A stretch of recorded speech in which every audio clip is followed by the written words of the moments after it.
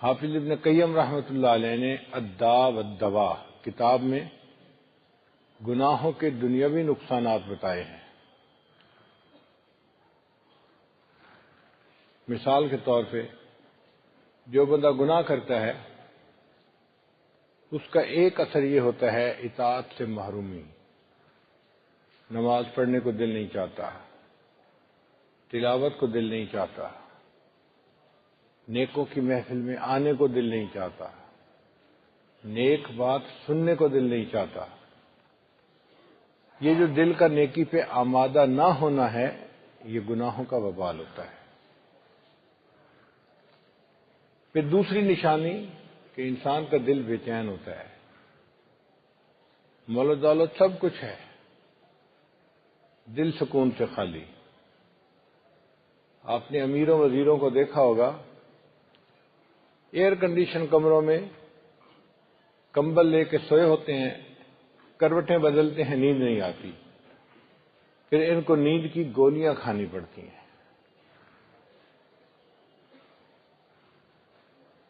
ایک نشانی گناہوں کی یہ بھی ہے کہ زندگی میں برکت ختم ہو جاتی ہے، نہ مال میں برکت، گھر کے جتنے لوگ ہیں اتنے کمانے والے، مرد بھی کماتے ہیں عورتیں بھی کماتی ہیں، خرچے پورے نہیں ہوتے، نہ وقت میں برکت ہے۔ صبح اٹھتے ہیں کہ آج ہم یہ کام ختم کر دکھائیں گے، شام پتہ چلتا ہے کہ کوئی کام بھی مکمل نہیں ہوا۔ صحت میں سے برکت نکل جاتی ہے۔ 18 سال کا نوجوان بچہ ہے اور اس کو دل کی بیماری ہے۔ حضرت بیٹھا ہوا میں کھڑا ہوتا ہوں میری آنکھوں میں اندھیرا آ جاتا ہے۔ یہ کیسی صحت ہوئی بھائی 18 سال کی عمر میں؟ بعض نوجوان 20-22 سال کے ہوتے ہیں، جوڑوں میں درد ہوتا ہے۔ پھر ایک نشانی یہ بھی ہے کہ دعائیں قبول نہیں ہوتی، مانگتے ہیں دعائیں، قبولیت آنکھوں سے نظر نہیں آتی۔ وہ جی کیا کریں، ہماری تو دعائیں اللہ سنتا ہی نہیں۔ یہ بہت بڑی غلط فہمی ہے۔ اللہ تعالیٰ دعائیں سنتے ہیں، ان ربی لسمیع الدعاء، لیکن قبول کرنا یا نہ کرنا یہ اس کا اختیار ہے۔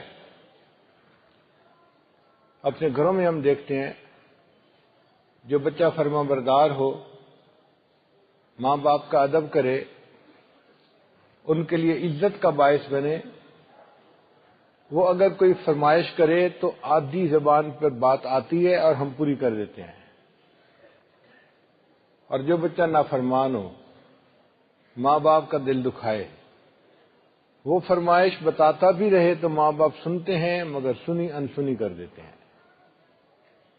یہی معاملہ پروردگار کا ہے، سنتے ہیں مگر پورا نہیں کرتے، اس لیے کہ بندہ اپنے عملوں کو نہیں دیکھتا۔ پھر نعمتوں میں زوال آ جاتا ہے گناہوں کی وجہ سے۔ حضرت ایک وقت تھا لوگوں سے لاکھوں لینے تھے، آج ایک وقت ہے کہ لوگوں کو لاکھوں دینے ہیں۔ جی، جو پروردگار نعمتیں دینا جانتا ہے وہ پروردگار نعمتیں واپس لینا بھی جانتا ہے۔ تو گناہوں کے آخرت میں تو جو نقصانات ہوں گے سو ہوں گے، دنیا میں بھی نقصانات ہوتے ہیں۔ کام ادھورے ہوتے ہوتے رہ جاتے ہیں۔ حضرت بس میری ڈیل ہوتے ہوتے رہ جاتی ہے۔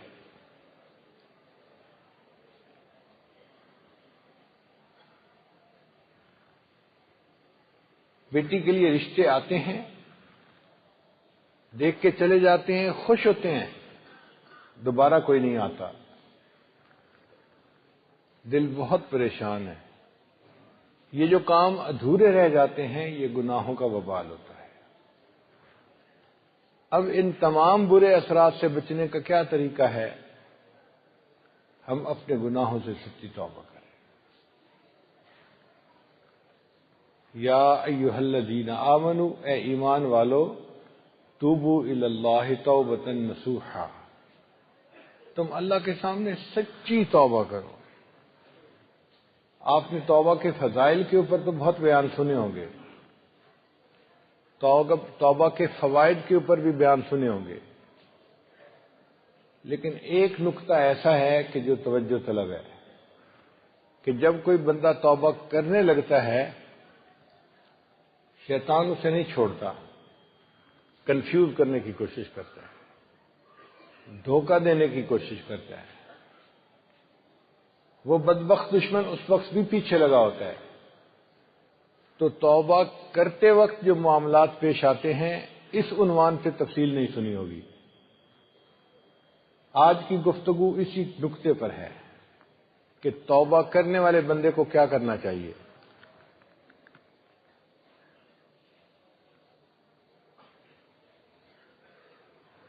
پہلی بات کہ گناہوں سے توبہ اللہ کی رضا کے لیے کرے۔ اگر کوئی اور نیت ہوگی تو توبہ قبول نہیں ہوگی۔ مثلاً میں آج کے بعد فلاں گناہ نہیں کروں گا، بڑی ذلت ہوتی ہے۔ میں چوری نہیں کروں گا، پولیس پکڑ کے بہت سزا دیتی ہے۔ اگر نیت یہ ہوئی تو یہ توبہ نہیں ہوگی۔ اب میں بہت کمزور ہو گیا ہوں، بوڑھا ہو گیا ہوں، اب میں یہ گناہ نہیں کرتا، اب میں نے جوا نہیں کھیلنا، بہت نقصان ہوتا ہے، شراب نہیں پینی، صحت خراب ہو چکی ہے۔ اگر ان نیتوں کے ساتھ توبہ کریں گے تو یہ توبہ نہیں کہلائے گی۔ توبہ میں نیت خالص ہو کے اللہ کے ڈر کی وجہ سے، اللہ کے ادب کی وجہ سے، حکم کی وجہ سے انسان گناہ کو چھوڑے کہ میرے مالک کا حکم ہے، میں اس حکم کی وجہ سے اس گناہ کو چھوڑ رہا ہوں، تب یہ توبہ کہلائے گی۔ اور دوسرا ایک کام کہ انسان اپنے برے دوستوں کو چھوڑ دے۔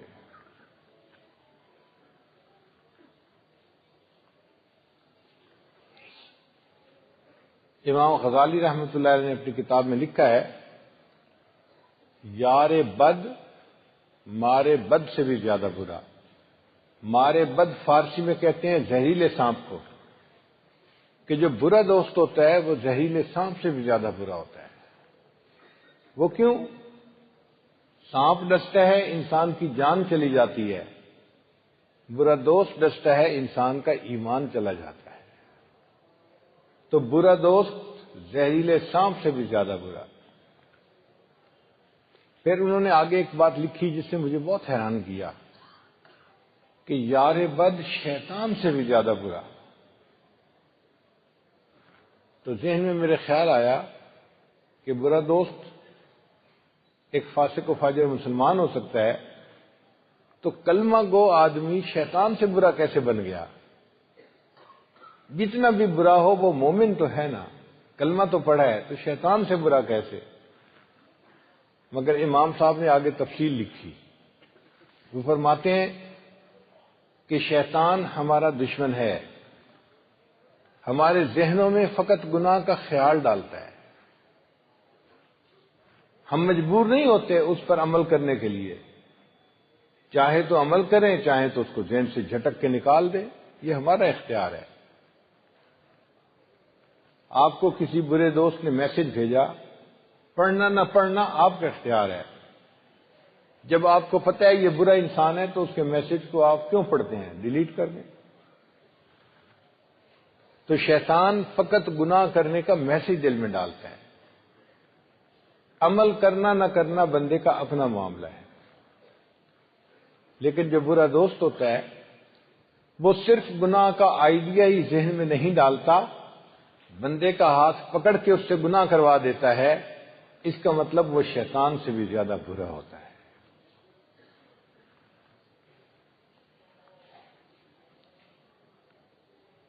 بعض لوگ کہتے ہیں جی میں ان کی محفل میں جاتا ہوں، میں برا کام نہیں کرتا۔ آج نہیں کر رہے تو کل کریں گے، ماحول کا اثر ہوتا ہے۔ اگر گندی نالی کے اندر کوئی ہیرا پڑا ہو اور آپ اس کو وہیں پہ پائپ لگا کے صاف کرنے کی کوشش کریں تو وہ ہیرا موتی صاف نہیں ہوگا۔ آپ اس کو گندی نالی سے نکالیں، ایک چلو پانی ڈالیں گے تو وہ صاف پاک ہو جائے گا۔ اسی طرح گناہوں کے ماحول سے نکلے بغیر انسان ٹھیک نہیں ہو سکتا۔ جیسے ہی ان دوستوں کو چھوڑے گا، تھوڑی سی واض و نصیحت سنے گا، سچی توبہ نصیب ہو جائے گی اور گناہوں سے پاک ہو جائے گا۔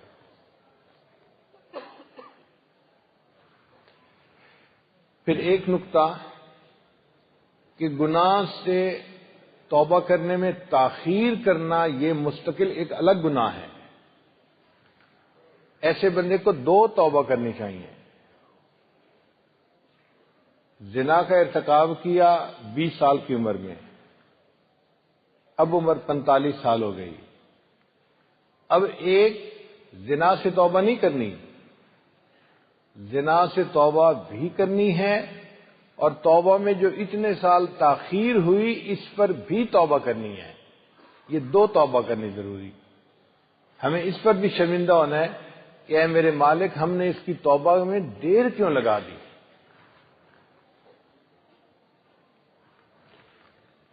پھر حرام اور ممنوع اشیاء کو تلف کرنا بھی ضروری۔ اگر فوٹو البم بنائی ہوئی ہے اس کو پھاڑ دے، آگ لگا دے۔ سیل فون میں پکچر رکھی ہوئی ہیں، سب کو ڈیلیٹ کر دے۔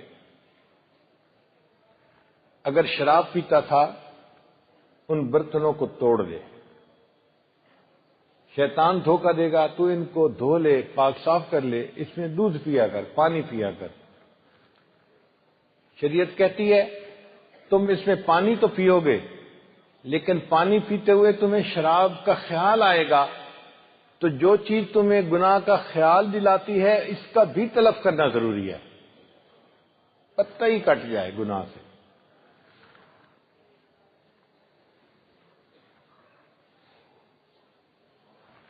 پھر حرام مال سے پرورش پانے والے بدن کو نیک کام میں لگائے۔ سود کا مال تھا، رشوت کا مال تھا، ملاوٹ کا کمایا ہوا مال تھا، یا دھوکہ دے کے مال کمایا تھا، تو مشتبہ مال سے جو بدن نے پرورش پائی، اب اس بدن کو نیک کام میں لگائے۔ علم پڑھے، ذکر کرے، دعوت و تبلیغ کے کام میں وقت لگائے۔ اس بدن کو اللہ کے دین میں جو ہے استعمال کرے گا، توبہ قبول ہو جائے گی۔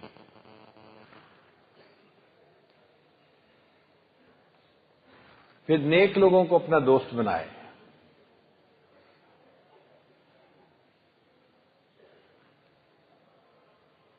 نیکوں کے ساتھ لگنے سے انسان کے اندر نیکی کا شوق پیدا ہوتا ہے۔ المرء علی دین خلیلہ فلینظر احدکم من یخالل۔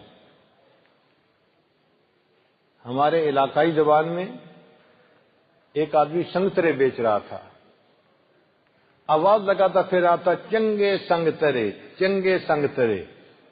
چنگے کہتے ہیں اچھے کو، کہ بھئی اچھی کوالٹی کے سنگترے ہیں۔ ایک اللہ والے نے اس کی صدا سنی اور ان کی تو حالت ہی عجیب ہو گئی، اللہ اللہ اللہ اللہ اللہ۔ مریدوں نے پوچھا حضرت کیا ہوا؟ فرمایا سنو تو صحیح، وہ کتنی اعلیٰ بات کر رہا ہے۔ حضرت سنگترے بیچنے والا ہے، سگا لگا رہا ہے کہ لوگ اس سے سنگترے خرید لیں۔ فرمایا نہیں، وہ کچھ اور کہہ رہا ہے۔ حضرت وہ کہہ رہا ہے چنگے سنگترے، اچھے سنگترے ہیں، خرید لو۔ کہا نہیں، وہ کہہ رہا ہے چنگے سنگترے، جو نیکوں کے سنگ لگ جاتے ہیں وہ تر جایا کرتے ہیں، ان کی کشتی کنارے لگ جایا کرتی ہے۔ اور جو انسان توبہ کا ارادہ کر لے، وہ تائبین کے واقعات کو پڑھے کہ جنہوں نے سچی توبہ کی انہوں نے کیسی استقامت کے ساتھ زندگی گزاری۔ حدیث مبارکہ میں ہے، ایک صحابیہ نبی علیہ السلام کی خدمت میں حاضر ہوئی، اے اللہ کے نبی صلی اللہ علیہ وسلم، مجھ سے گناہ سرزد ہو گیا۔ نبی علیہ السلام نے چہرہ انور دوسری طرف کر لیا، اس نے پھر سامنے آ کے اقرار کیا، اے اللہ کے حبیب صلی اللہ علیہ وسلم، مجھ سے گناہ سرزد ہو گیا۔ آپ صلی اللہ علیہ وسلم نے پھر چہرہ انور پھیر لیا، اس نے تیسری مرتبہ آ کر یہی کہا، پھر چوتھی مرتبہ۔ جب 4 مرتبہ اس نے اقرار کیا تو نبی علیہ السلام نے فرمایا تجھے وہم ہو گیا ہوگا۔ اس نے کہا نہیں، ہے اللہ کے حبیب صلی اللہ علیہ وسلم، مجھ سے گناہ سرزد ہوا اور اس وقت میں حاملہ ہوں، مجھے پاک کر دیجیے۔ کوئی گواہ نہیں تھا، معاملہ اس کے اور اللہ کے درمیان تھا۔ گناہ تو وہ کر بیٹھی تھی، ہیٹ آف دی مومنٹ، لیکن اب اس کو ایک غم تھا، ندامت تھی کہ میں نے کیا کر دیا، اب مجھے توبہ کرنی ہے۔ وہ جانتی تھی کہ اس کے بدلے مجھے سنسار کیا جائے گا، شادی شدہ تھی، میری موت واقع ہو جائے گی۔ وہ جانتی تھی کہ میرے پورے خاندان کی عزت خاک میں مل جائے گی، مگر اس کو یہ سب چیزیں چھوٹی نظر آ رہی تھی۔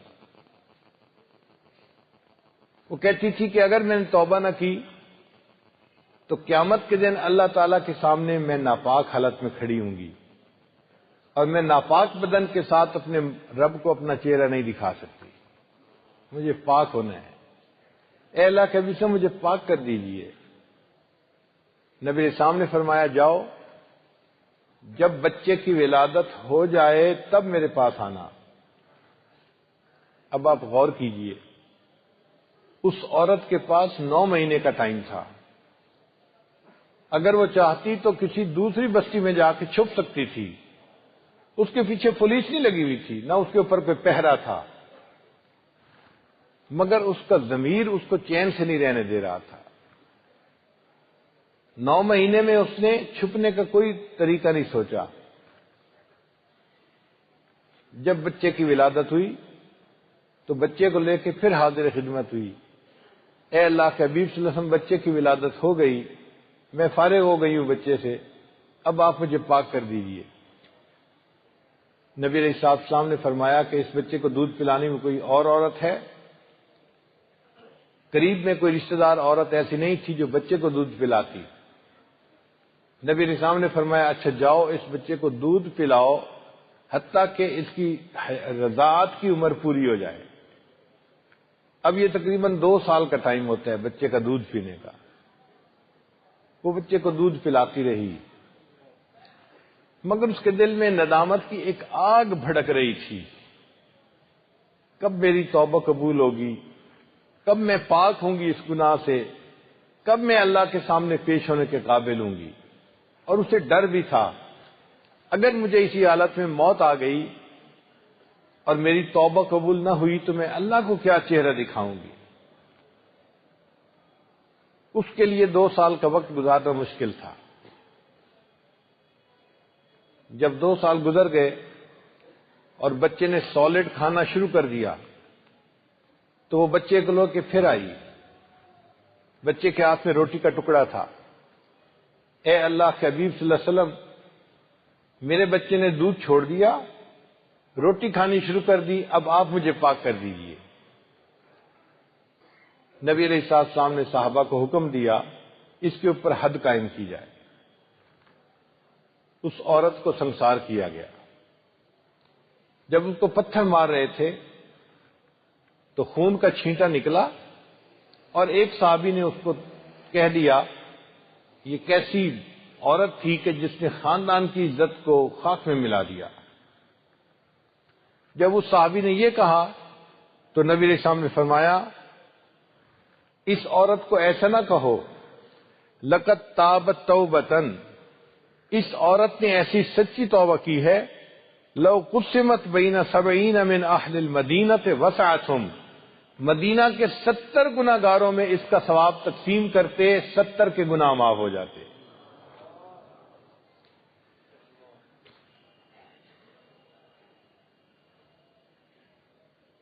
حدیث مبارکہ میں ہے جس بندے نے زنا کا ارتکاب کیا اور توبہ نہیں کی اس کو جہنم کی ایک غار میں ڈالا جائے گا جس میں بچھو ہوں گے، اور غار کے دروازے کو چٹان سے بند کر دیا جائے گا۔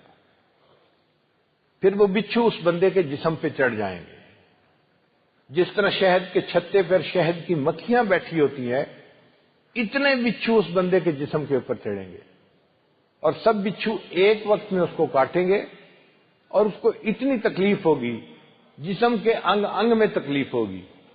یہ سزا کیوں دی جائے گی؟ میرے بندے تو نے گناہ کیا، اس گناہ کی لذت تیرے جسم کے انگ انگ کو ملی، آج سزا بھی ہم تیرے ایک ایک ٹشو کو دیں گے۔ لمحوں نے خطائیں کی، صدیوں نے سزا پائی۔ چند لمحوں کی خطا بندہ کرتا ہے، پھر توبہ کیے بغیر چلا جاتا ہے اور اتنی بڑی سزا اس کو ملتی ہے۔ اب اس کا ایک ہی حل ہے کہ دنیا میں انسان توبہ کر لے تاکہ اللہ تعالیٰ اس گناہ کو نام اعمال سے ہی مٹا دیں، اور اخلاص سے توبہ کرے گا اللہ تعالیٰ اس گناہ کو نیکی میں تبدیل فرما دیں گے۔ اس لیے توبہ کی اہمیت کو سامنے رکھیے۔ ہم اپنی زندگی میں اپنے گناہوں کو اپنی نیکیوں میں تبدیل کر سکتے ہیں۔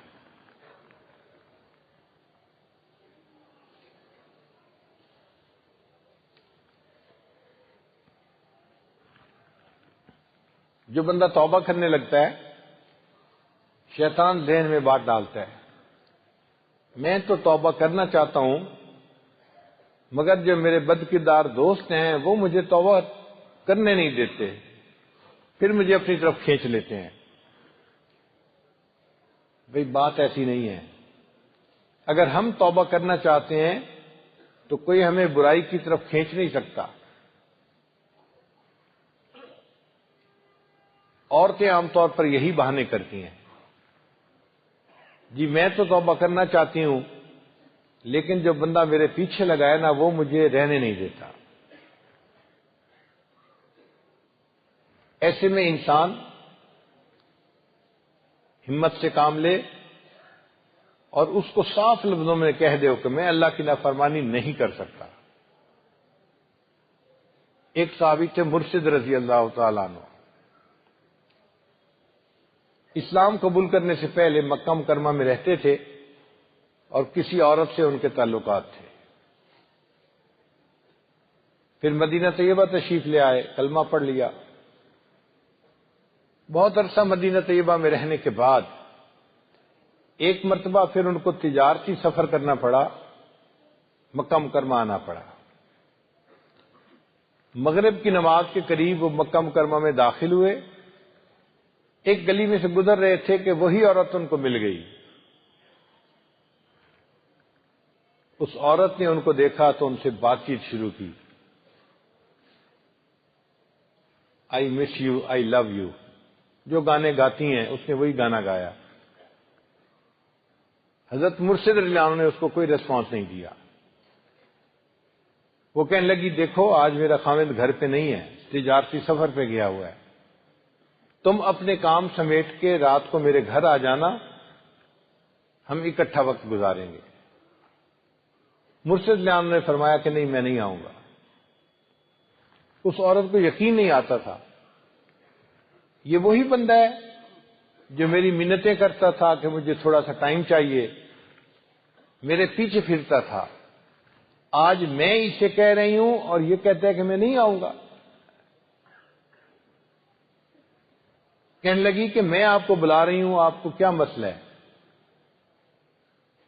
اس دوران اس عورت نے محسوس کیا کہ یہ بندہ تو میرے چہرے کی طرف دیکھ ہی نہیں رہا، تو کہنے لگی کہ کیا وجہ ہے آج تو میرے چہرے کی طرف دیکھ ہی نہیں رہے؟ مرشد رضی اللہ عنہ نے جواب دیا اب ان آنکھوں نے اس چہرے کو دیکھ لیا ہے جس کو دیکھنے کے بعد یہ غیر محرم کی طرف نہیں دیکھ سکتا۔ صحابیوں نے کا حق ادا کر دیا۔ اس عورت نے ہاتھ آگے بڑھایا، چونکہ طبیعتیں تو ایک دوسرے کے ساتھ پہلے سے فرینک تھی نا، تعلق رہا تھا۔ اس کا خیال تھا کہ میں ان کو ہاتھ لگاؤں گی، متوجہ کروں گی، بات چیت کروں گی تو یہ پگھل جائیں گے، تیار ہو جائیں گے۔ جب اس نے ہاتھ بڑھایا، حدیث پاک میں آتا ہے مرسلہ نے جواب دیا، خبردار میری طرف ہاتھ بڑھایا، میں اپنی تلوار سے تمہاری گردن کو اڑا دوں گا۔ جب سختی کا جواب دیا تو وہ عورت گھبرا گئی اور واپس چلی گئی۔ تو جس طرح اس صحابی نے گناہ کی دعوت دینے والی عورت کو ٹیکل کیا، ہمیں بھی اپنے برے دوستوں کو ایسے ہی ٹیکل کرنا چاہیے۔ صاف جواب۔ اگر عورت کو کوئی مرد تنگ کرتا ہے وہ اسے صاف بتا دے، میں اپنے محرم مردوں کو اطلاع دے دوں گی اور وہ تیرے ساتھ نمٹ لیں گے۔ جو اس طرح گناہ کی دعوت دینے والے نوجوان ہوتے ہیں پھر وہ سیدھے ہو جاتے ہیں۔ کبھی کبھی انسان کہتا ہے کہ میں توبہ تو کرنا چاہتا ہوں، مجھے پرانی خیالات بہت ستاتے ہیں، پرانی یادیں عذاب بن گئی ہیں۔ ہاں یہ ٹھیک ہے، انسان توبہ کرتا ہے تو جو میموریز ہوتی ہیں نا پرانی، شیطان ذہن میں بار بار ان کو لاتا ہے اور اس کو گناہ کی یاد دلاتا ہے۔ لوگ کہتے ہیں یاد ماضی عذاب ہے یا رب، چھین لے مجھ سے حافظہ میرا۔ مگر اس کا آسان طریقہ یہ ہے کہ 2 رکعت نفل پڑھ کے اللہ سے معافی مانگیں، اے اللہ میرے ذہن سے ان یادوں کو ہی نکال دیجئے۔ اللہ کی رحمت کی نظر ہوگی، ڈیلیٹ کا بٹن دب جائے گا اور گناہ کی یادیں ہی ذہن سے نکل جائیں گی۔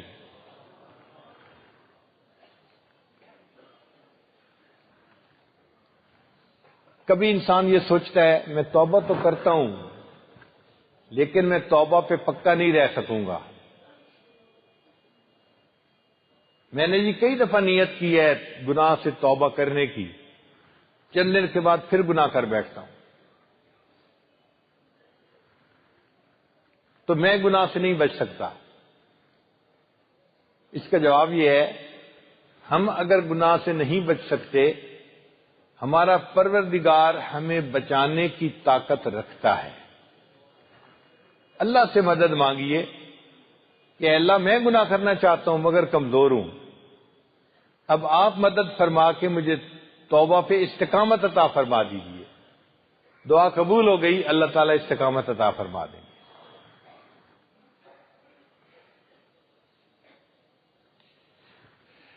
کئی مرتبہ انسان سوچتا ہے جی میں گناہ سے توبہ تو کرتا چاہتا ہوں، کیا گناہ کا اعتراف ضروری ہے؟ بندوں کے سامنے اعتراف ضروری نہیں، اگر واضح گناہ تھا تو اب بندوں کے سامنے بھی اعتراف کریں، کیا تھا تو بس اللہ کے سامنے اعتراف ضروری ہے۔ نبی علیہ السلام نے حدیث پاک میں دعا مانگی، ابوء لک بنعمتک وابوء بذنبی، اے اللہ میں اپنے گناہوں کا اعتراف کرتا ہوں، میں اقراری مجرم ہوں، مگر آپ مہربانی کر کے مجھے معاف کر دیجئے۔ جو اللہ کے سامنے اعتراف کر لیتا ہے اللہ اس کی توبہ کو قبول فرما لیتے ہیں۔ کئی مرتبہ شیطان ذہن میں عجیب خیال ڈالتا ہے کہ جی گناہ تو میں کرتا ہوں لیکن اللہ کی رحمت بہت زیادہ ہے، اس نے کسی نہ کسی کو تو معاف کرنا ہی ہے۔ یہ بھی شیطان کا ایک ٹریپ ہے، بھئی اللہ نے کسی نہ کسی کو تو معاف کرنا ہے، اگر ہمارا گناہ معاف نہ ہوا تو ہم تو پھر جہنم میں گئے نا۔ اور دوسری بات یہ کہ بعض گناہ ایسے ہوتے ہیں جن کے برے اثرات موت کے وقت ظاہر ہوتے ہیں۔ مثال کے طور پہ عجب اور تکبر، بڑا بول بولا، موت کے وقت اس کا برا اثر ظاہر ہوتا ہے اور بندہ کلمے سے محروم ہو جاتا ہے۔ ماں باپ کا دل دکھایا، موت کے وقت اثر ظاہر ہوتا ہے۔ زنا کا ارتکاب کیا، موت کے وقت اثر ظاہر ہوتا ہے، اور موت کے وقت بندے کو کلمے کی توفیق نہیں ملتی۔ وہ کلمہ پڑھنا چاہتا ہے، زبان پہ فالج پڑ جاتا ہے اور کلمے کی توفیق نہیں ہوتی۔ ہمارے ایک دوست تھے ڈاکٹر صاحب، انہوں نے زندگی کے تقریباً 40 سال ایمرجنسی میں ڈیوٹی دیتے ہوئے گزارے۔ وہ کہتے تھے کہ میں ہر روز ایک دو بندوں کو اپنے سامنے مرتا دیکھتا تھا، اس لیے کہ ایمرجنسی میں جو لوگ لائے جاتے ہیں، کسی کو ہارٹ اٹیک ہوا، کسی کا رینیل فیلئر ہوا، تو وہ ڈاکٹر کے پاس پہنچتے ہوئے بس آخری لمحوں پہ ہوتے ہیں، تو دوائی بھی کام نہیں آتی۔ لیکن یہ ڈاکٹر چونکہ نیک تھے، ہر آنے والے مریض کو کلمہ پڑھنے کی تلقین کرتے تھے۔ تو وہ کہتے ہیں کہ میرے پاس 100 بندے اگر مریض آتے تھے جو سامنے مرتے تھے، مشکل سے 4-5 ہوتے تھے جو اونچی آواز سے کلمہ پڑھتے تھے، باقی کلمہ ہی نہیں پڑھ پاتے تھے۔ تو وہ کہتے ہیں کہ میں حیران ہوتا تھا کہ جب میں یاد دلا رہا ہوں کہ کلمہ پڑھیں، کیوں نہیں پڑھ رہے؟ پھر ایک مریض نے ان کو بتایا کہ میں پڑھنا چاہتا ہوں، میری زبان پہ فالج پڑ گیا ہے، میری زبان ہلتی نہیں ہے، کلمہ نکلتا نہیں ہے۔ تو اس سے پہلے کہ ہم کلمہ پڑھنا چاہیں اور نہ پڑھ سکیں، ہم کلمہ پڑھ کے اپنے اللہ سے اپنے گناہوں کی معافی مانگ لیں۔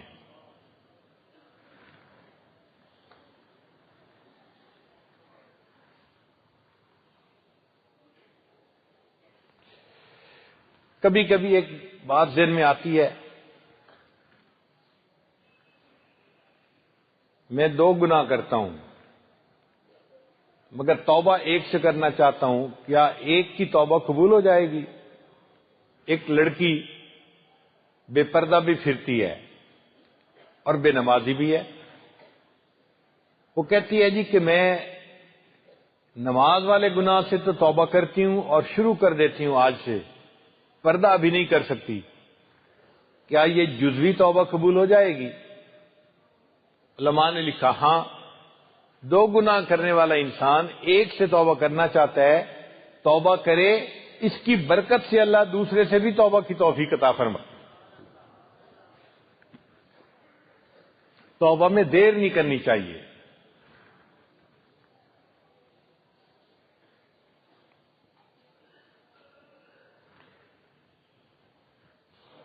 جی میں نے توبہ کی تھی کئی مرتبہ، پھر توڑ دی۔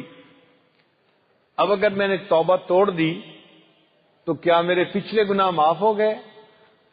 جی ہاں، جب انسان سچی توبہ کرتا ہے تو پچھلے جتنے بھی گناہ ہوں سب معاف ہو جاتے ہیں۔ اگر بالفرض وقت تقدیر دوبارہ گناہ کر بیٹھا تو پچھلے گناہ واپس نہیں آ جاتے، وہ معاف ہو چکے۔ اگر آپ نے ڈیلیٹ کا بٹن دبا کے سیل فون کے میسیجز کو ڈیلیٹ کر دیا اور دوبارہ نیا میسج آ جاتا ہے تو پھر پچھلے میسج واپس نہیں آ جاتے، وہ تو ختم ہو چکے۔ تو توبہ کی برکت سے پچھلے گناہ معاف ہو جاتے ہیں، پھر اگر گناہ ہو بھی جائیں تو وہ دوبارہ نہیں لوٹ آتے۔ انسان سوچتا ہے میں غیبت کرتا رہا، کیا کروں؟ بھائی غیبت جس طرح اللہ کا حق ہے کہ ٹوٹتا ہے، بندوں کا بھی حق ہے، اس بندے سے بھی معافی مانگنی ضروری۔ اب معافی کیسے مانگیں؟ بتانے کی ضرورت نہیں کہ میں نے آپ کے بارے میں یہ کہا، اگر بتائیں گے تو پہلے دشمنی تھوڑی تھی، اب دشمنی زیادہ گہری ہو جائے گی، پکی ہو جائے گی۔ اجمالی معافی مانگیں، مثلا یہ کہیں بھئی آپ کے میرے اوپر بڑے حقوق آتے ہیں، میں کمزور ہوں، میں ان کا خیال نہیں رکھ سکا، تو آپ میری کوتاہی کو معاف کر دیں۔ زندگی میں معافی مانگیں۔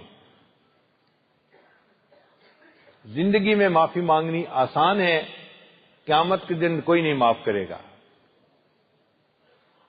ہمارے ایک بزرگ تھے، سفید ریش سے بوڑھے تھے، ان کی عادت ہی تھی جب کسی کو ملتے یہی بات کرتے، بھئی آپ کے تو میرے اوپر بہت حقوق آتے ہیں اور میں بہت کمزور انسان ہوں، میں نے ان میں یقیناً کوتاہی کی ہوگی، آپ مجھے اللہ کی رضا کے لیے معاف کر دیں۔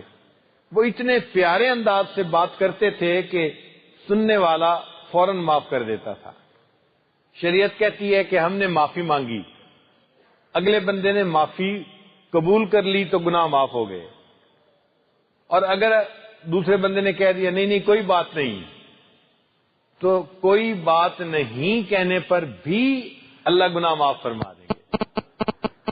اور اگر اس نے یہ بھی نہیں کہا کہ کوئی بات نہیں، صرف مسکرا پڑا، تو علماء نے کہا ہے کہ اس کے مسکرا پڑنے پر بھی توبہ قبول ہو جائے گی۔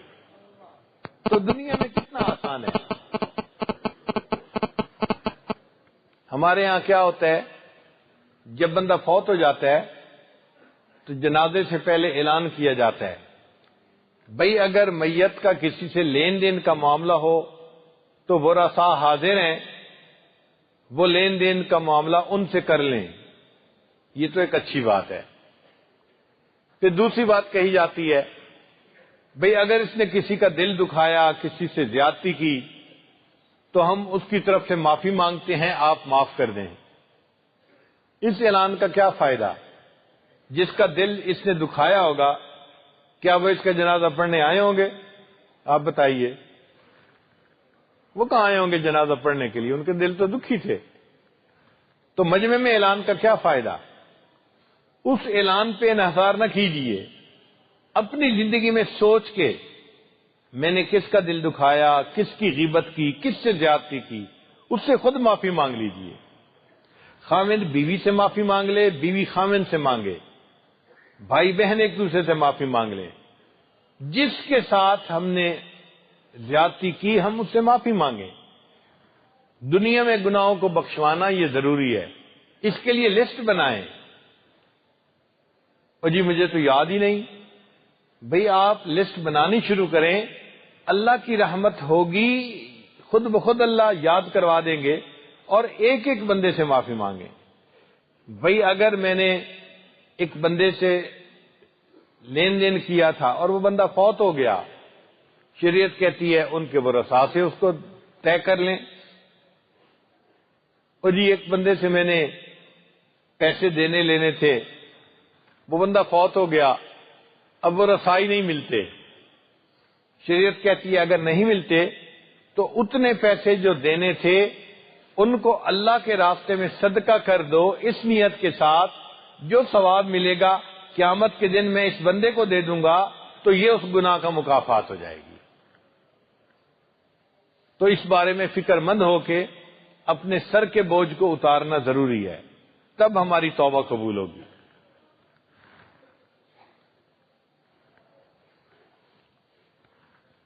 تو جی میں تو بڑے بڑے گناہ کیے ہوئے ہیں، میں کیا کروں؟ بھئی اگر اس جسم سے بڑے بڑے گناہ کیے ہیں، اب اس جسم سے بڑے بڑے نیک کام بھی کریں، یہ نیک کام ان گناہوں کا کفارہ بن جائیں گے۔ زندگی کو نیکی میں لگائیں۔ حضرت وحشی رضی اللہ تعالیٰ عنہ ایک صحابی تھے، انہوں نے سیدنا حمزہ رضی اللہ تعالیٰ عنہ کو شہید کیا تھا، پھر بعد میں اسلام قبول کر لیا، اور ان کے دل میں ایک آگ لگی ہوئی تھی، میں نے اتنی بڑی غلطی کی اور اللہ کے محبوب صلی اللہ علیہ وسلم کا دل دکھایا، اب میں اس گناہ کو کمپنسیٹ کیسے کروں؟ وہ فرماتے ہیں کہ میں ہمیشہ سوچا کرتا تھا اور اللہ سے دعائیں مانگتا تھا، اے اللہ کوئی ایسا کام کروا دے جو میرے اس گناہ کا کفارہ بن جائے۔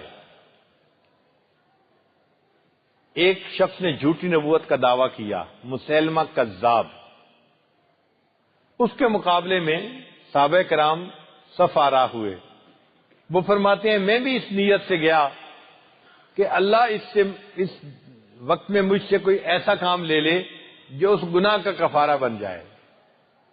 چنانچہ صحابہ کی لڑائی ہوئی، اور وحشی رضی اللہ تعالیٰ نے جو صحابی تھے انہوں نے مسیلمہ کذاب کو قتل کیا۔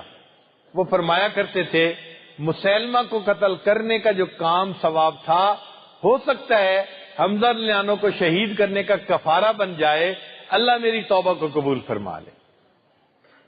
تو ہم نے بھی اگر بڑے بڑے گناہ کیے ہیں، اللہ کے راستے میں نکلیں، دین کے احیاء کے لیے کام کریں، لوگوں کو نیکی کی طرف متوجہ کریں، ہمارا یہ عمل ہمارے گناہوں کا کفارہ بن سکتا ہے۔ ہاں اس میں ایک بات ہے کہ گناہ کرتے ہوئے، گناہ کی توبہ کرتے ہوئے بندے کی کیفیت جو ہوتی ہے اس کا بڑا دخل ہے اس میں. دل سے نادم ہو، دل میں شرمندہ ہو اور انسان توبہ کرے، اللہ اس کی توبہ کو قبول فرما لیتے ہیں. حضرت ابو بکر صدیق رضی اللہ عنہ روایت کرتے ہیں، ما من رجل یذنب ذنبا، جب کوئی بندہ گناہ کا ارتکاب کر لیتا ہے اس کو چاہیے کہ یقوم، کھڑا ہو، فیتطہر، وضو کرے، ثم یصلی رکعتین، پھر وہ 2 رکعت صلاۃ التوبہ، توبہ کی نیت سے 2 رکعت نفل پڑھے، ثم یستغفر اللہ، پھر اللہ کے سامنے استغفار کرے، غفر اللہ لہ، اللہ اس کے گناہوں کو معاف کر دیتے ہیں. تو 2 رکعت توبہ کی نیت سے روزانہ عشاء کے بعد پڑھنا بھی شروع کر دیں، اور جب توبہ کریں تو اتنی ندامت کے ساتھ کہ اللہ تعالیٰ کو پیار آ جائے اور اللہ گناہوں کو معاف کر دے. توبہ کرتے ہوئے ایک بندہ سوچتا تھا، کیف ادعوک وانا آسن، اے اللہ میں کیسے آپ سے دعا مانگوں، میں تو بڑا گناہگار ہوں. تو اس کے ذہن میں خیال آتا تھا، وَكَيْفَ لَا أَدْعُوكَ وَأَنْتَ كَرِيمٌ، اے اللہ میں کیسے آپ سے دعا نہ مانگوں جبکہ آپ اتنے کریم ہیں، میں گناہگار صحیح مگر اللہ آپ کریم بھی تو ہیں، اور کریم سے میں کیسے نہ مانگوں. تو آپ کی کریمی، شان کریمی مجھے کہہ رہی ہے کہ نہیں، مجھے مانگنے میں دیر نہیں کرنی چاہیے. تو ہم اللہ سے ضرور مانگیں، اللہ تعالیٰ گناہوں کے باوجود ہماری توبہ کو قبول فرما لیں گے اور ہمارے گناہ زندگی میں معاف ہو جائیں گے.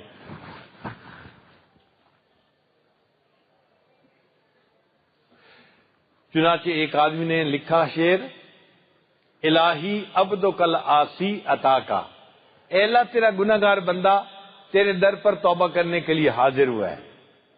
مقرم بالذنوب وقد عطاک، اے اللہ اپنے گناہوں کا اقرار کرتا ہے اور آپ سے اتنی بات عرض کرتا ہے، فَإِن تغفر فَأَنْتَ لِذَاكَ أَهْلٌ، اے اللہ اگر تو مجھے معاف کر دے تو آپ کو یہ بات بڑا سجتی ہے، تو کریم ہے، تو سخی ہے. فَإِن تغفر فَأَنْتَ لِذَاكَ أَهْلٌ، اے اللہ معاف کر دے تو آپ اس کے اہل ہیں. وَإِن تَطْرُدْ فَمَن يَرْحَمْ سِوَاكَ، اور اے اللہ اگر تو مجھے اپنے در سے دھتکار دے تو تیرے علاوہ مجھ پر رحم کرنے والا ہے کون. جب ہم اس طرح اللہ سے معافی مانگیں گے، اے اللہ تیرے سوا معاف کرنے والا کوئی نہیں، تو یقیناً اللہ کی رحمت جوش میں آئے گی اور اللہ بندے کے گناہوں کو معاف فرما دے گی. بنی اسرائیل کا ایک واقعہ ہے، ایک نوجوان تھا جو گناہ کرتا تھا، بستی والے اس سے بہت تنگ تھے، انہوں نے اس کو وارننگ دی، وہ گناہوں سے باز نہیں آیا. بستی والے نے اس کے ماں باپ کو کہا، اگر اس نے دوبارہ ایسی حرکت کی ہم اسے مار پٹائی بھی کریں گے اور بستی سے بھی نکال دیں گے. تو ماں باپ نے بھی اس کو سمجھایا. وہ کچھ دن تو گناہوں سے باز رہا، پھر گناہ کا ارتکاب کر بیٹھا. جب پھر گناہ کا ارتکاب کر بیٹھا، اب بستی والوں نے اس کی مار پٹائی بھی کی اور اس کو دھکے دے دے کے ذلیل و رسوا کر کے بستی سے باہر نکال دیا. اب یہ نوجوان بڑا پریشان، میں بستی میں جا نہیں سکتا، بستی والوں نے مجھے اتنا ہیوملیٹ کیا اور بستی سے نکال دیا، کہاں جاؤں. اس بستی کے چاروں طرف 4 دیواری بنی ہوئی تھی، باؤنڈری بنی ہوئی تھی حفاظت کے لیے، اور ایک دروازہ لگا ہوا تھا. اس دروازے کے بالکل سامنے درختوں کا ایک جھنڈ تھا. یہ نوجوان بہت پریشان حال ان درختوں کے پاس جا کے چھپ کے بیٹھ گیا.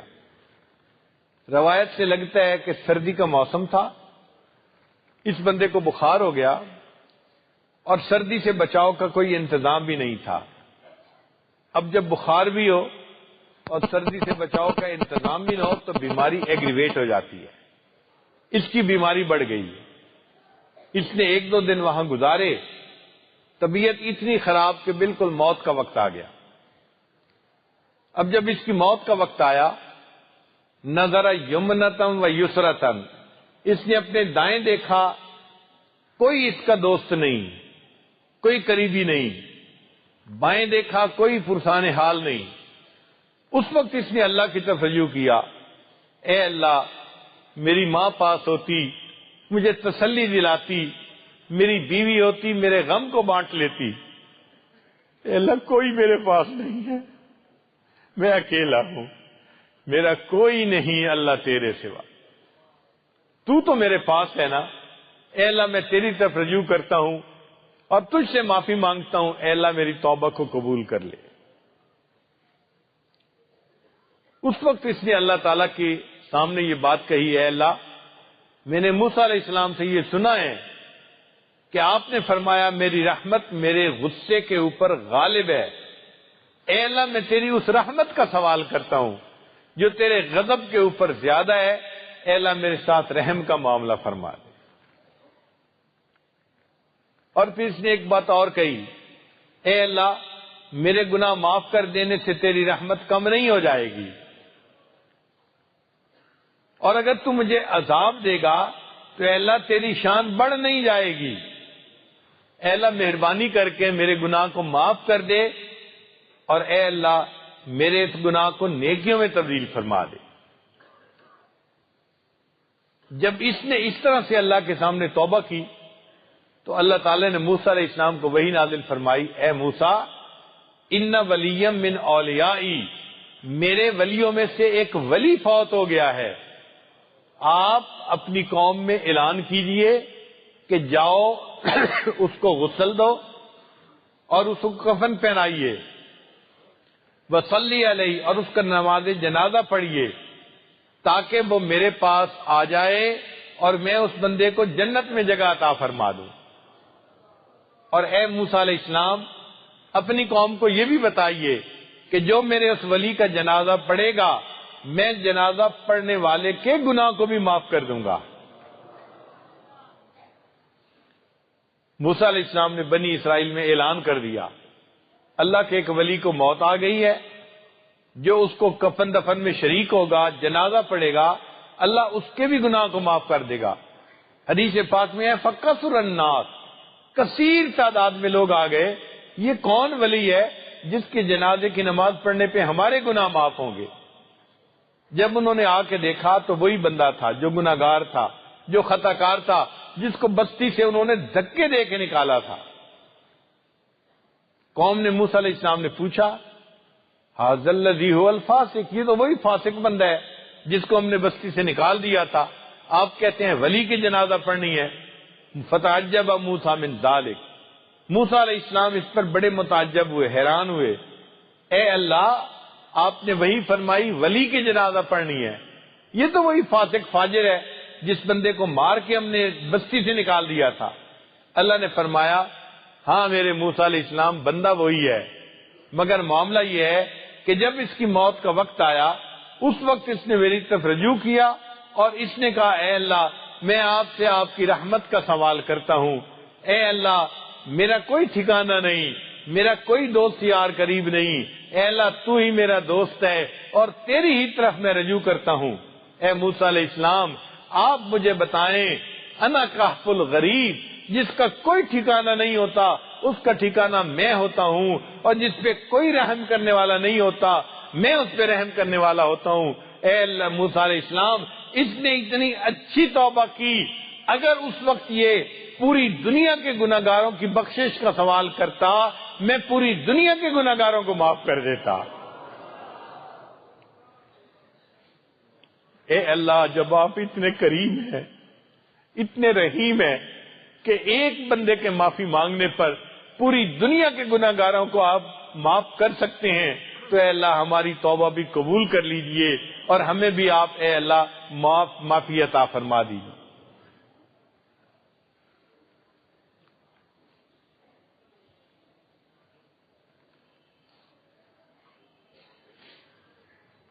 دنیا میں معافی مانگنی آسان ہے، قیامت کے دن اس کی معافی ملنی مشکل کام ہے۔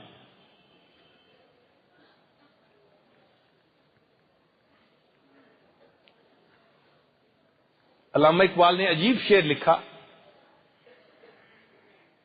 تو غنی از ہر دو عالم من فقیر۔ حضرت مولانا الیاس رحمت اللہ علیہ فرمایا کرتے تھے، میں نے ان شعروں کو پڑھا ہے اور میرا دل گواہی دیتا ہے کہ اس شعر کے لکھنے پر اللہ نے اس بندے کی معافی، اس کو توبہ کو قبول کر لیا ہوگا، اس کو معاف کر دیا ہوگا۔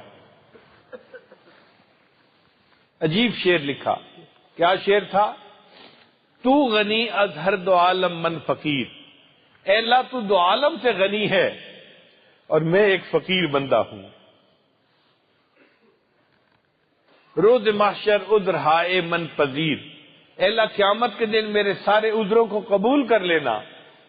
گر تمہیں بھی نہیں حسابم ناگزیر، اللہ اگر تو فیصلہ کرے کہ نہیں میں نے تیرا حساب ضرور لینا ہے، از نگاہ مصطفیٰ بنا بغیر، اللہ مصطفیٰ کریم سے نظروں سے اوجھل میرا حساب لینا، ان کے سامنے حساب لیتے ہوئے مجھے بڑی شرم آئے۔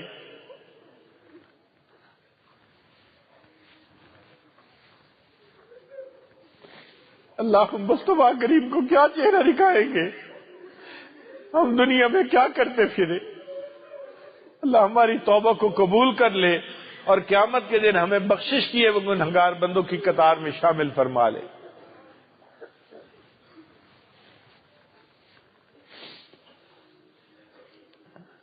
کتابوں میں لکھا ہے کہ حضرت شیخ عبد القادر جیلانی رحمت اللہ علیہ نے ایک مرتبہ دعا منگوائی اور دعا میں انہوں نے کہا کہ اے اللہ ہمارے گناہوں کو معاف فرما دیجئے، اللہ ہمارے گناہوں کو معاف کروا دیجئے، اے اللہ ہمارے گناہوں کو معاف کر دیجئے۔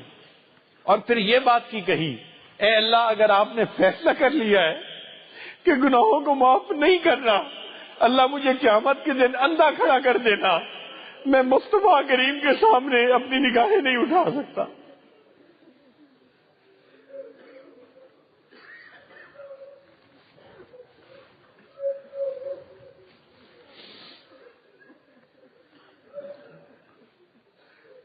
بات واقعی سچی ہے کہ اگر ہم نے گناہوں سے توبہ نہ کی اور اللہ نے قیامت کے دن ہمیں چوائس دیا، میرے بندے یا تو خود ہی جہنم میں چلا جا یا میں تیرا نامہ اعمال سب کے سامنے کھولتا ہوں، ہمیں اتنی شرمندگی ہوگی، اللہ کہیں گے اچھا میں بیوی کا نامہ اعمال اس کے خاوند کے سامنے کھولتا ہوں، یا پھر وہ خود ہی جہنم میں چلی جائے تو بیوی رو کے کہے گی اللہ میرے کرتوت خاوند کے سامنے مت کھولنا، مجھے رسوا نہ کرنا، میں جہنم میں خود ہی چلی جاتی ہوں۔ اللہ کہیں گے اے ماں میں تیرا نام اعمال تیرے بچوں کے سامنے کھولتا ہوں، یا تو خود ہی جہنم میں چلی جا، بتا کیا چاہتی ہے؟ ماں کہے گی اللہ بچوں کے سامنے مجھے رسوا نہ کرنا، میں جہنم میں خود ہی چلی جاتی ہوں۔ آج وقت ہے ہم اپنے گناہوں کی معافی مانگیں اور اپنے اللہ سے ان گناہوں کو بخشوا لیں، تاکہ قیامت کے دن نام اعمال میں یہ گناہ لکھے ہوئے ہی نہ ہو، بلکہ اللہ تعالیٰ اپنی رحمت سے ان گناہوں کو نیکیوں میں تبدیل فرما دے۔ بے گناہوں میں چلا زاہد جو اس کو دیکھنے، بے گناہوں میں چلا زاہد جو اس کو دیکھنے، مغفرت بولی ادھر آ میں گنہگاروں میں ہوں۔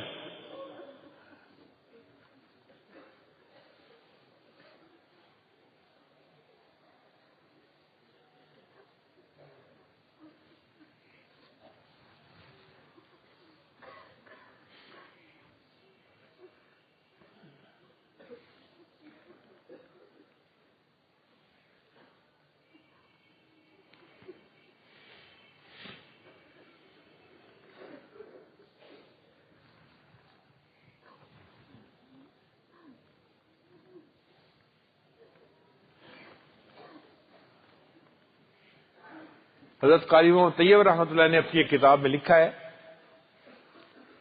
اللہ تعالیٰ قیامت کے دن اپنی رحمت کا اتنا اظہار کریں گے، اتنا اظہار کریں گے، اتنا اظہار کریں گے کہ ایک وقت ایسا بھی آئے گا شیطان بھی سر اٹھا کے دیکھے گا، اگر سب کے گناہ معاف ہو گئے، ہو سکتا ہے اللہ میرے بھی گناہوں کو معاف کر دے۔ اے اللہ، اگر آپ اتنے رحیم اور اتنے کریم ہیں، آپ اپنی شان کریمی کا اظہار آج فرما دیجئے۔ اے اللہ، اس مجمع میں جتنے مرد ہیں یا دور بیٹھی عورتیں جتنی آواز سن رہی ہیں، اے اللہ ہم سب کے گناہوں کو معاف فرما دیجیے۔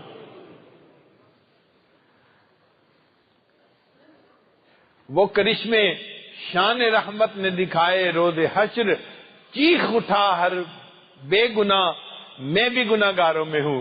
اے اللہ، تیری رحمت گناہگاروں پر اتنی زیادہ ہے تو بے گناہ لوگ بھی قیامت کے دن کہیں گے اللہ ہم بھی گناہگار ہیں، ہم پر بھی رحمت کی نظر فرما دیجیے۔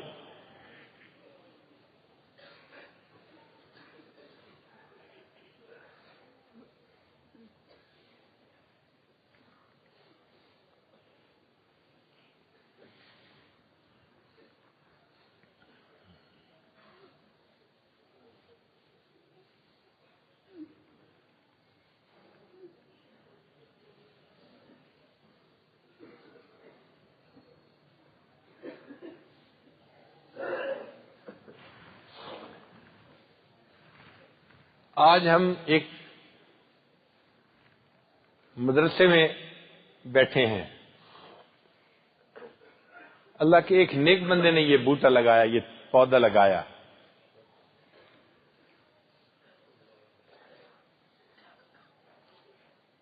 ہم ان کی دین کی محنت کو دیکھتے ہیں، ان کی قربانیوں کو دیکھتے ہیں تو دل میں یہ خیال آتا ہے کہ اے اللہ، اپنے اس نیک بندے کے اس محنت کے صدقے آج اس جگہ پر ہمارے گناہوں کو بھی معاف فرما دے۔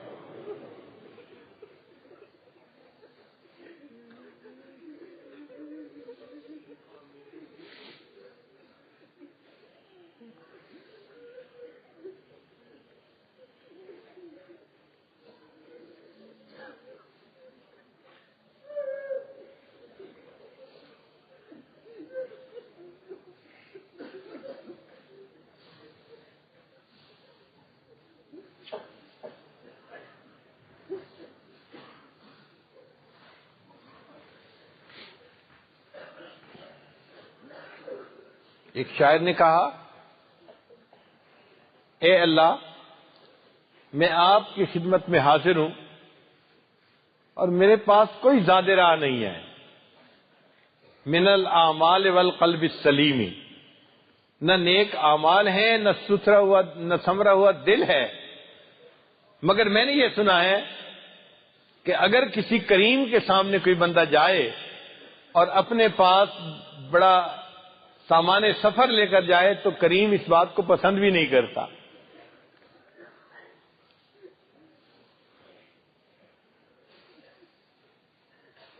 وفدت علی القریم بغیر زاد من الاعمال والقلب السلیم فإن الزاد اقبح من كل شيء، اور اے اللہ، وہ زاد راہ بڑا ناپسند کیا جاتا ہے اگر کسی کریم کے سامنے جانا ہو۔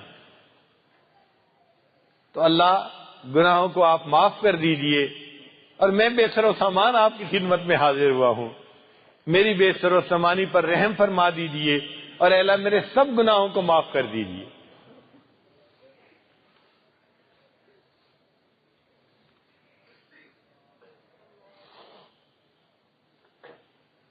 اللہ تعالیٰ کے لیے گناہوں کو معاف کر دینا بہت آسان ہے۔ اے اللہ، آج اس کی مجلس میں ہم اپنے دل میں نادم ہیں، ہم اپنے دل میں شرمندہ ہیں کہ ہمیں جو نہیں کرنا چاہیے تھا ہم وہ بھی کر بیٹھے۔ اللہ، گناہوں کو معاف کر دیجئے اور آئندہ ہمیں نیکوکاری کی زندگی عطا فرما دیجئے، نیکی کی زندگی گزارنے کی توفیق عطا فرما دیجئے۔ وآخر دعوانا ان الحمد للہ رب العالمین۔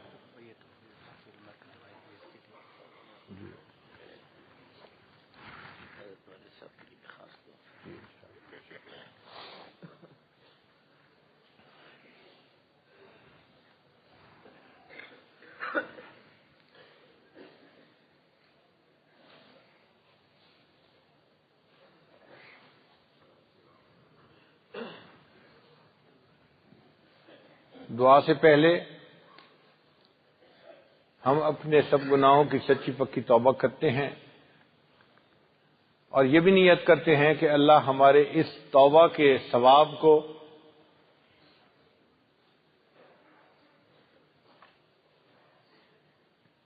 اس مدرسے کے جو بانی تھے حضرت ڈاکٹر صاحب، اللہ ان کی روح کو پہنچا دے۔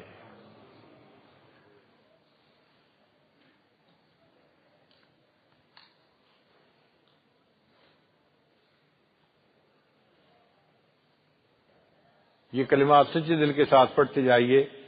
بسم اللہ الرحمن الرحیم، لا الہ الا اللہ محمد الرسول اللہ، آمنت باللہ وملائکتہ وکتبہ ورسلہ والیوم الآخر والقدر خیرہ وشرہ من اللہ تعالی والبعث بعد الموت، آمنت باللہ کما ہوا باسمائہ وصفاتہ وقبلت جمیع احکامہ اقرار باللسان وتصدیق بالقلب، اشہد ان لا الہ الا اللہ واشہد ان محمدا عبدہ ورسولہ، استغفر اللہ ربی من کل ذنب واتوب الیہ برحمتک یا ارحم الراحمین۔ ان کلمات کو پڑھنے سے ہم توبہ طائب ہو چکے ہیں۔ اللہ تعالی ہماری اس توبہ کے ثواب کو حضرت مرحوم کی روح کو پہنچا دے۔ نیک لوگ اپنی زندگیوں میں صدقہ جاریہ والے کام کر جاتے ہیں۔ دیکھیے آج یہ مدرسہ علم کا ایک مینارہ بنا ہوا ہے، طلباء آتے ہیں، علم کے نور سے اپنے سینوں کو بھر کے جاتے ہیں، اور اس جگہ پر بیٹھے ہوئے ہم بھی اپنے گناہوں سے توبہ طائب ہو رہے ہیں۔ ایسے بھی لوگ ہیں جو مرتے ہیں اور ان کی یاد میں ریچھ اور کتے کی لڑائیاں کروائی جاتی ہیں۔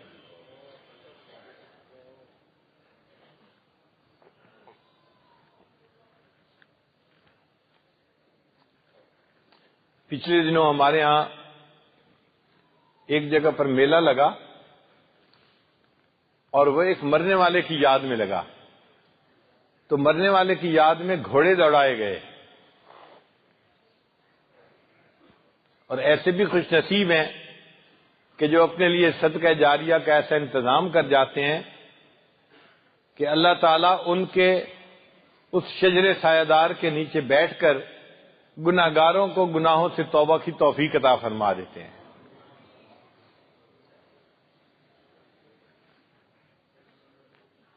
اللہ تعالیٰ حضرت ڈاکٹر صاحب مرحوم کے بچوں کو اپنے مقرب ترین بندوں میں شامل فرمائے۔ یہ اولاد ان کے لیے صدقہ جاریہ ہے، ان کے بیٹوں نے ان کے مشن کو جاری رکھا ہوا ہے۔ اللہ تعالیٰ ان کی ہمت میں اضافہ عطا فرمائے اور اللہ تعالیٰ اپنی مدد ان کے شامل حال فرمائے۔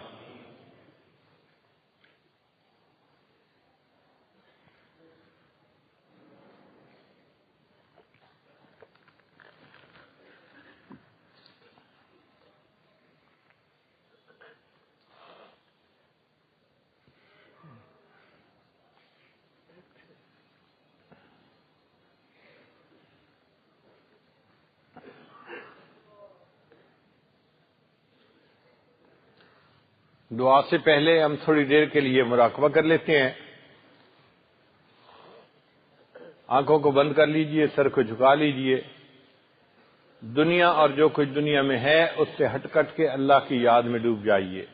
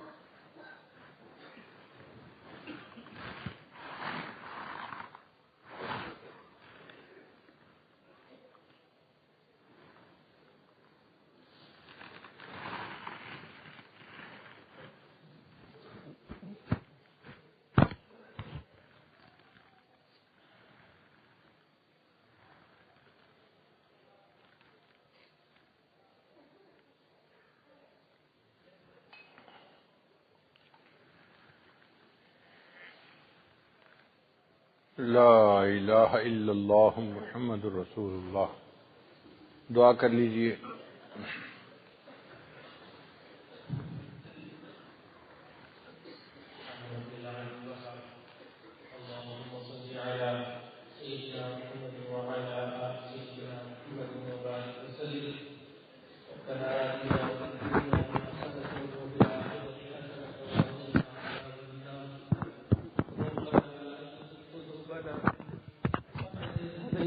وهب لنا من لدنك رحمة إنك أنت الوهاب.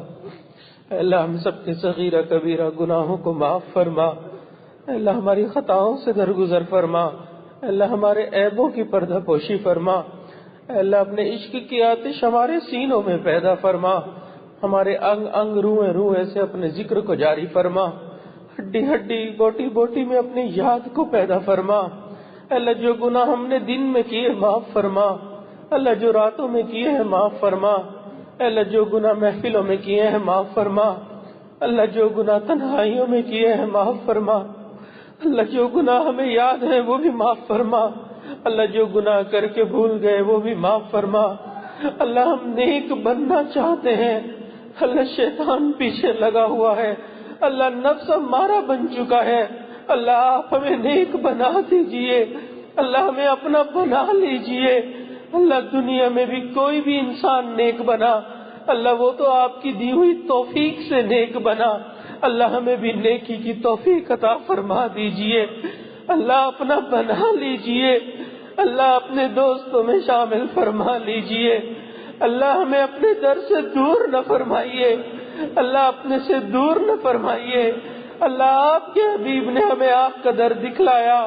یہ بھی بتلا دیا کہ اس در کے سوا کوئی دوسرا در نہیں. اللہ اسی در سے انبیاء کو بھی ملا. اللہ ہمارے آباء و اجداد بھی آپ ہی سے مانگتے تھے. اللہ ہمیں بھی آپ ہی نے عطا فرمانا ہے. اللہ رحمت کا معاملہ فرما دیجئے. اللہ کرم کا معاملہ فرما دیجئے. اللہ ہماری توبہ کو قبول فرما لیجئے. اللہ توبہ کو قبول فرما لیجئے. اللہ آج ہم سچی توبہ کرتے ہیں. اللہ توبہ کو قبول فرما. اللہ ہماری توبہ کو قبول فرما لیجئے. اللہ ہم معافی مانگ رہے ہیں. اللہ ہماری معافی کو قبول فرما لیجئے. اللہ اگر آپ نے معاف نہیں کرنا اللہ پھر بھی معاف کر دیجئے. مولا اگر آپ نے معاف نہ کیا ہم کہاں جائیں گے؟ اللہ کس کے پاس جائیں گے؟ اللہ ہمارا تو آپ کے سوا کوئی دوسرا پروردگار نہیں. اللہ آپ عطا فرما دیجئے. اللہ دنیا کے مانگنے والے کا تو کوئی مسئلہ نہیں. ایک در سے نہ ملا دوسرے پر چلا جائے گا. دوسرے سے نہ ملا تیسرے پر چلا جائے گا. اللہ مسئلہ تو ہمارا ہے. ہم نے آپ سے مانگنا ہے. آپ ہی کا ایک ہی در ہمارے سامنے ہے. اللہ اگر آپ نے نہ دیا ہمارے لیے کوئی دوسرا در نہیں. اللہ عطا فرما دیجئے. اللہ اب تو ناراضگی کے دنوں کو ختم فرما دیجئے. اللہ ہم سے راضی ہو جائیے. اللہ ہم سے خوش ہو جائیے. اللہ معاف فرما دیجئے. اللہ ہم نے دنیا میں دیکھا اربوں خربوں لوگ کہتے ہیں کہ ہم تیرے ہیں ہم تیرے ہیں. اللہ ہم بھی یہی کہتے ہیں کہ ہم آپ کے ہیں ہم آپ کے ہیں. اللہ آج آپ اپنے بندوں کو یہی کہہ دیجئے میرے بندو تم میرے ہو. اللہ اگر آپ نے یہ فرما دیا اللہ گناہ معاف ہو جائیں گے. اللہ خطائیں ختم ہو جائیں گی. اللہ معاف کر دیجئے. فرما دیجئے میرے بندو تم میرے ہو. اللہ فرما دیجئے مولا فرما دیجئے میرے بندو تم میرے ہو. اللہ ہمارے نامہ اعمال کے گناہوں کو نہ دیکھیے. اللہ ہماری خطاؤں کو نہ دیکھیے. اللہ گنبد خضرا کے مکی کے رات کے آنسوؤں کا واسطہ اللہ ان کے آنسوؤں کی لاج رکھ کر اللہ ان کے امتیوں کو معاف کر دیجئے. اللہ معاف کر دیجئے. اے دعا فریاد کر عرش بری کو تھام کے اے خدا رخ پھیر دے اب گردش ایام کے. خلق کے راندے ہوئے، دنیا کے ٹکرائے ہوئے آئے ہیں اب تیرے در پر ہاتھ پھیلائے ہوئے۔ حق پرستوں کی اگر کی تو نے دل جوئی نہیں، تانا دیں گے بت کے مسلم کا خدا کوئی نہیں۔ اللہ خوار ہے، بدکار ہے، ڈوبے ہوئے ذلت میں ہے، جو بھی ہے آقا تیرے محبوب کی امت سے ہے۔ اللہ جیسے بھی ہیں اللہ آپ کے محبوب کی امت سے ہے، اللہ اپنے محبوب کی امت کو معاف فرما دیجئے، اللہ ہماری توبہ کو قبول فرما لیجئے، اللہ ہماری توبہ کو قبول فرما لیجئے۔